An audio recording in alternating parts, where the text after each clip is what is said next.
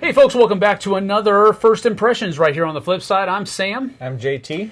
And we just got through playing Terminus on one of our Friday playthroughs just a few minutes ago, and that was the very first time that we had played the game. JT had read the rules, he taught us how to play, but it was our very first experience, so we're going to share our first impressions in 4 different categories. The first category is going to be artwork and graphic design. The second category is going to be component quality. Okay. Third, we'll tackle mechanisms and how gameplay generally felt. And then we will end with talking about fun factors. So, beginning off with artwork and graphic design, what did you think?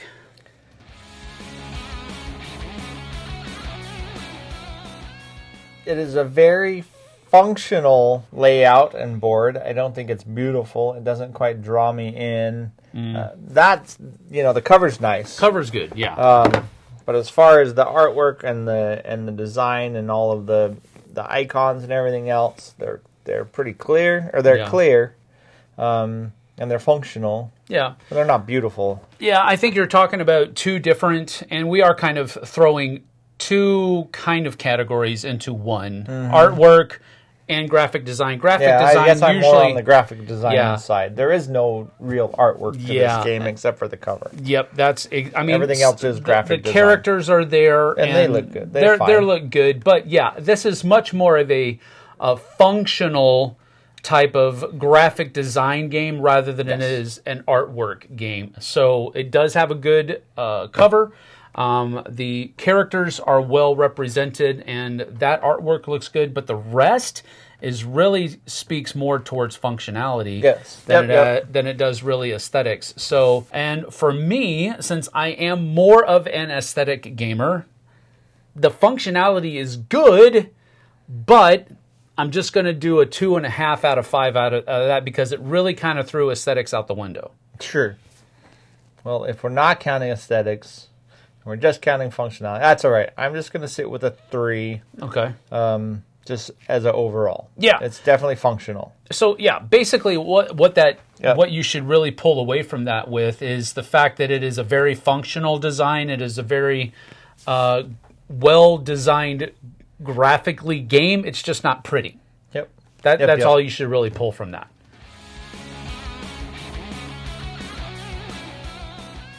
Talking about component quality, I wouldn't say I was impressed, so to speak. I think this is on par with most of the other games that you could get out there. I like the cones and the electric, the power symbols and the file folders and the blueprint. I like all of those things. Yeah, but the fact that they made them shaped and screen printed is really nice. Sure, yeah. They could just be orange and green and brown and blue cubes. They could just be cubes. It could be that. A retail version could be just that. This might be like a Kickstarter version. No, I'm pretty sure this is their base version. This is their base version. Is it. Yeah. Okay. Well, I don't know either way. So I was not overly impressed, but I also wasn't like, ugh, this is disgusting. Sure. So I love the dual layer boards. I love dual layer boards no matter what you're talking about, generally speaking, as long as they're useful, and they definitely are in this. Mm-hmm. I love dual layer boards. I think the district tiles are nice, thick, and chunky. Nice and thick. Card quality for these guys was a little on the lower side, I thought. But not bad. Not bad. Per se. No, not bad. But they don't have... I usually like a linen finish or something to that effect, and they don't have those. The board is nice, sturdy. I don't have anything bad to say about it, so I'm going to go with a 4 out of 5 for component quality. Oh, I didn't think you'd go 4 just with the way you were talking about it. I'm in the same spot, 4 out of 5. I love the fact that these aren't cubes, that they all look different, that they all look cool. The dual layer boards, I was going to mention the thickness. I mean, all of it, it's all good. I don't even mind these cards. I mean, we see a lot thinner cards on some games. Yeah. So, and then the rails are nice, just all the little wood pieces. Well, one thing that made me lean towards, and it's kind of my fault, but I kind of wrecked this one card just because I leaned on it. Wrecked it? I leaned on it a little bit too much when I was determining who was going to go first.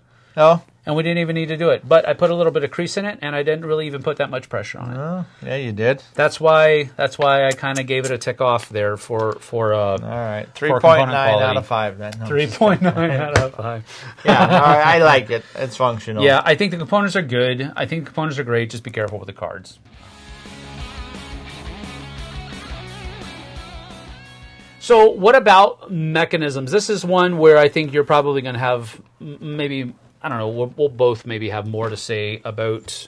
We might. Now, this is our components. very first play. First impressions. Very first play. Very first impressions. Yeah. So, and, you know, so it's never been on the table.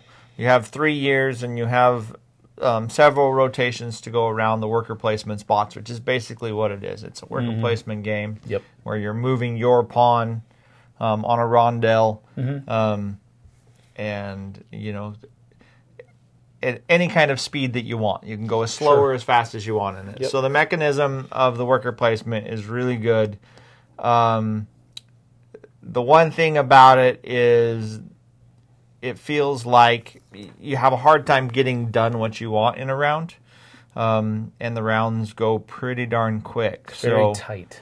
It's very, very tight. So being our very first play, guaranteed our first round, the first year was completely wasted. I mean, pretty much completely wasted while we learned how tight it was. Yep. Because we started playing it like it was a much more wide open game. Spent all of our money. Yep. Started playing it like we had plenty of stuff to do and lots of cool things to do, and it hurt that entire first round. So It did. One of the things that I liked about the mechanisms of the game, I love this rondel-esque mechanism here where you can go as far along that track as you want, but you can't go backwards. You have to keep going clockwise. I love that mechanism. But I will say that it did prove to be a really crunchy addition as far as how it made the game feel, because of how they grouped all of these different actions. Right. Like, there are some of these actions that seem like, okay, I want to do that and then be able to do that immediately. But no, they're in the same spot, so you have to do one or the other. And that produced a lot of moments for me. Sure. Because I really wanted to be able to have it synergize a little bit better than it actually did. Yeah. But again, first impressions, this is just, we have to play the game more to really feel how it kind of works out. And like you said earlier, our first year, so the first third of the game, we were like, you know, blind people in a dark room fumbling around. So we wasted away a third of the game, which is probably where some of that frustration is coming from. Agreed. And there's all of these development tiles that come out during the game which do add new worker placement spots for you, or at least actions. You're still keying them off of a spot up there. If we could have got more of those in play, or thought more in depth about which ones we wanted to have in play so that we could have used them, they may have alleviated some of that stuff. So, and made different spots more versatile. Maybe that's the piece of it. The player board is nice. I like the beginning of the year bonus. I mean, you're only going to get this 3 times through the whole game, so it's pretty impactful. It's really impactful. With as tight as resources are and with as little of space you have. So this was a really cool thing. I wish I could have got it every time I did a revolution. But I know you can't do that. Right. The one thing that I do question after the first play is this having to upgrade your ability to put out more stops and picking up construction tokens being in the exact same spot, because that one felt like it more than anything, it felt like this spot right here restricted what you could do fairly significantly. And just the fact that if you didn't have cones and you're only taking, you know, one row, if there's only one there, like, it's not even worth taking. So if you begin the game and there's only one here and you don't have cones, Like, you can plan on not building until somebody else builds just so you can get the cones. Sure. So I don't know how slow you could go to wait for that to happen. Well, with some of these other things. Yep. Because the validity of doing some of these things over here is dependent upon you having built and gotten more sites out there. Yep. So. And the money's extremely tight. Yeah. Which is fine. Yeah. But the money's extremely tight. Yep, so absolutely. What about, as we're talking about mechanisms, what about scoring? Scoring seemed to be pretty simple. Scoring is really simple, and it's all end game. Yeah. And there's just you're scoring end game, like global scoring things. You're scoring global objectives, personal objectives, and then kind of a set collection of these little tokens here that you get. Demand tokens. And that's the most of it. Plus whatever money you have left over gets you a couple of points. But it's pretty tight. Oh, and placement of your places next to development. Hubs and stops. Yeah. Next to development. So that's it. So, and it's all end game. So you don't have to worry about trying to follow it during the game. Yeah, no. Scoring is pretty simple. Generally speaking, there is a lot going on. Sure. With the mechanisms that are here. Not really so much of a, everything in the kitchen sink feel, but it does have a lot of things that you will want to do at the same times, and you just won't be able to.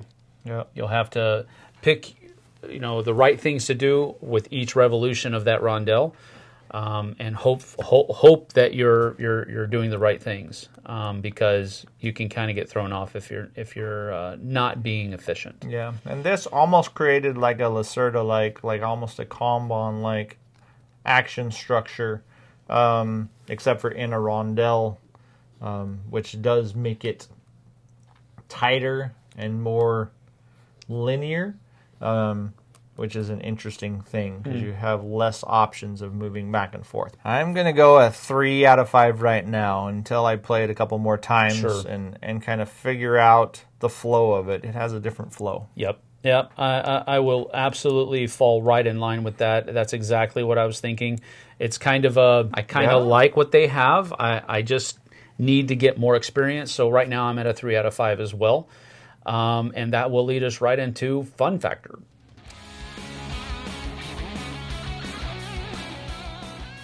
At least on a very foundational sense, we've liked everything that the game has to offer. What was your fun factor from that first play, though? Actually, I have quite a bit of fun. I'm a Eurogamer, right? So the thought process and the trying to min-max and trying to figure out those kind of things, that's quite fun. Mm-hmm. There are turns in this one. The turns are very quick, and they can be very, very small, which is the one thing that detracts from me when my last turn on the first year, which we already said was kind of a rough one, I basically just blew around the whole track because I had nothing, like literally had nothing I could do. Right. So you can paint yourself into a corner. You could absolutely paint yourself into a corner, and you're going to pay for it. And for I guess real tough Eurogamers, that's the best way to do it, maybe. But I might not be quite there, so that is a little bit frustrating. With me, I'm less of a Eurogamer. I consider myself more of an Omni gamer. I like to play games from both of those camps, but at the same time, I don't really have any real allegiance to one or the other. Sure. But with that being said, this was interesting to me, but I don't know that I had a whole heap of fun. Yeah. You know what I mean? Yeah. It was more, I spent more time trying to figure out the mechanisms and what I could do than trying to figure out the best way of what I wanted to do. Sure. And so with me, my fun factor right now is going to be a 3 out of 5 because I'm thinking that the more experience I get with the game, the shift will happen to where I'm having more fun figuring out what I'm going to do than how I'm going to do it. Sure. So that's why I'm at a 3 out of 5. For me, do we do halves? We can do halves. You can do halves. I'm at 3.5 out of 5 on here. Okay. I want to say a 4 out of 5. It definitely made me think. It made me think I wanted to start over. And and do it right from the beginning. Right. But it definitely made me think, and I enjoy that. So. And I did too. I lost track of what round we were on, and I was you were ready for year 4. I was ready for year 4. Yeah. And so that says something, as far as it wasn't. I wasn't not having a good time. You were planning ahead. I was planning ahead. I was enjoying the game. So that's why I'm at a 3. And I think it will probably grow the more experience I have with the game. But right now it's just a 3 out of 5. So you're at a 3.5 out of 5 for fun factor. So we definitely need to get this to the table some more. But hopefully that gives you a little bit of insight there as far as Terminus is concerned. Go check out our live play of it and stick around for a little bit for there and just to see how the game flows and that kind of thing. But we'll come back later on after some more plays and give a review of it later on. But that has been Terminus. Let us know in the comments what you think, and we'll see you guys and gals on the flip side. Don't forget to like, comment, and subscribe. We'll talk to you later. What he said.